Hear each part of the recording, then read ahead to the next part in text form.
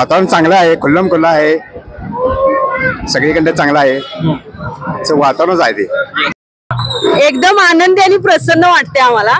गणपती आज आलेत आणि सुख समाधान घेऊन आलेत, एकदम मस्त वाटते। छानपैकी आहे, सगळं व्यवस्थित चाललंय आणि शांत वातावरण चाललंय। काय गर्दी तेवढं अजून वाढलं नाही, आता वाढतंय।